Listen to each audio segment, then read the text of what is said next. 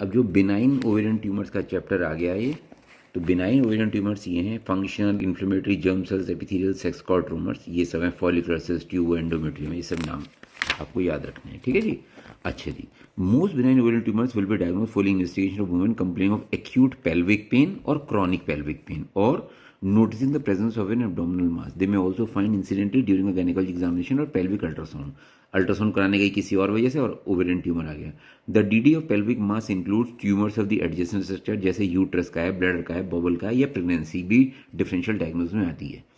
The differential diagnosis of a pelvic mass ये हैं सब, गैस्ट्रोइंटेस्टाइनल में ये हैं, यूरोलॉजिकल ये हैं, और अदर में लिम्फोसील, पेरिटोनियल सिस्ट, ये सब आते हैं।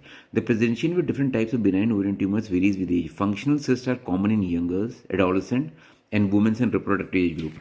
जो जर्म सेल्स ट्यूमर होते हैं वो अगर यंग वुमेन में होते हैं, जबकि बिनाइन एपिथेलियल ट्यूमर्स होते हैं they are more prevalent in older and post menopausal. Diagnosis may be made by symptoms of pelvic discomfort or pressure on the bowel or bladder.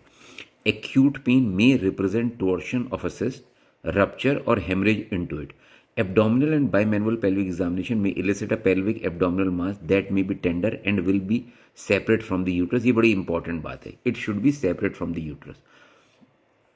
The first line, हाँ अगर malignant ovarian tumour है और इतना बड़ा हो गया तो वो यूट्रस से चिपक भी सकता है, ऐसा कुछ नहीं, लेकिन हाँ बिनाइन यूजुअली सेपरेट ही होते हैं। The first line is the investigation for women with suspected pelvic mass और pelvic pain is an ultrasound, a transvaginal for a better resolution for pelvic masses.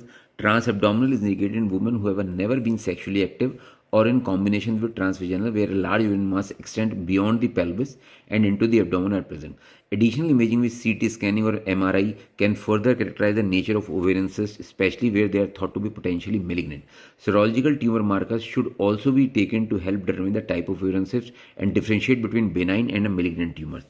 ये markers हैं CA125, epithelial ovarian cancer serious जो होते हैं इनमें बढ़ता है, CA99 epithelial ovarian जो म्यूसिनस टाइप होते हैं, इनेबिन है, बीटा SCG, अल्फा फीटोप्रोटीन है, तो ये सब इनमें बढ़ते हैं, ये आपको याद रखने हैं। Malignant disease of the ovary बाद में डिस्कस करेंगे आराम से।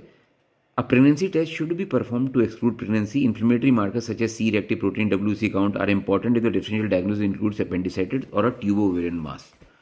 फंक्शनल ओवेरियन सिस्ट क्या होते हैं? This group of ovarian cyst include follicular, corpus luteal and theca luteal cyst, ये जो आपने पहले इसमें पढ़े थे।